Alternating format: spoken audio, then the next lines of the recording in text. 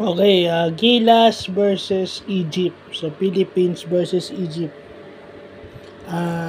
Second Doha International Basketball Tournament. So, itong packet tournament sa Doha, sa Qatar,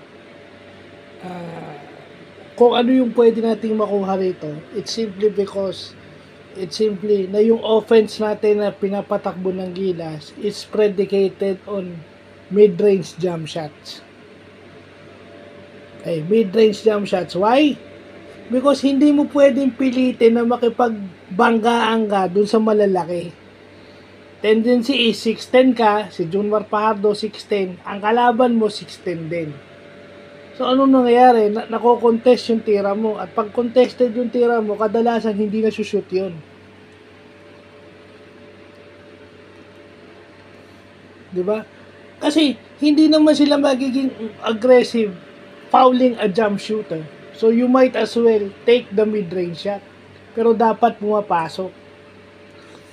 Dito rin sa Doha Packet Tournament, makikita natin yung transition defense natin. Dapat bumaba tayo. No, dapat naka-sprint tayo. Hindi yung may naiiwang isa, may naiiwang dalawa. Kasi pag hindi, pass break. Kung makikita natin dito, pag nakaset yung depensa natin, maayos. Pero pagka tayo tinatakbuhan, yun na. No? At saka yung coverage natin on ball screens, di ba? Coverage natin sa ball screens, minsan naunahan tayo ng lob, then masyadong mabagal si Fajardo.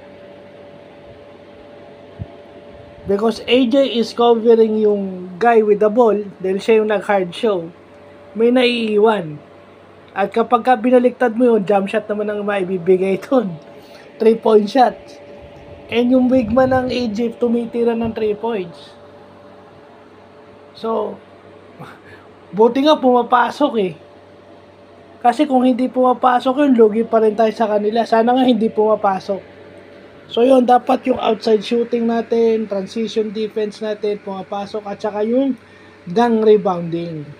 Nakikita nyo nung first quarter hanggang dulo ng simula ng game hanggang dulo ng first quarter, nagmimintis yung tira ng Egypt.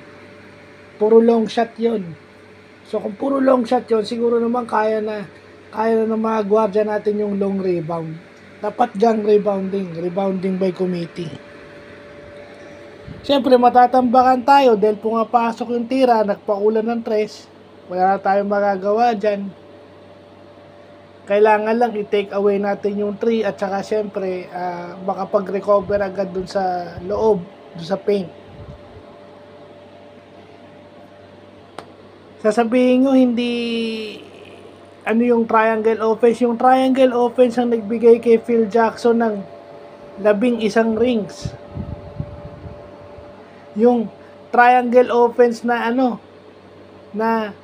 na with a zone defense, na may malalaking tao.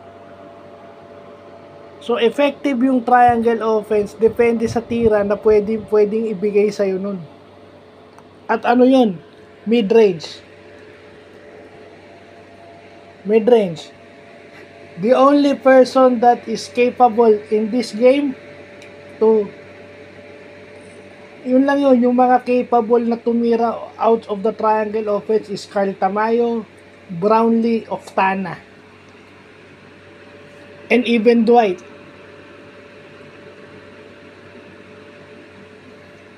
So yung sinasabi yung hindi effective yung triangle offense, duda ko yan. Kasi nakapagbigay yan dun sa isang coach ng 11 championship titles. Na meron yan 2 malaki. Oh. Kung nakapag-triangle na kayo, alam nyo na pwede silang magbigay ng mid-range shots. Ginagatasan yung mid-range shots. Why? Kasi mas malapit sa ring. Pag mas malapit sa ring, mas malaki ang chance ang pumasok. Yeah. Saka yung depensa natin dapat mag-tighten. At saka hindi, yung turnover yun ang pumapatay sa atin turnover. So, yan lang po.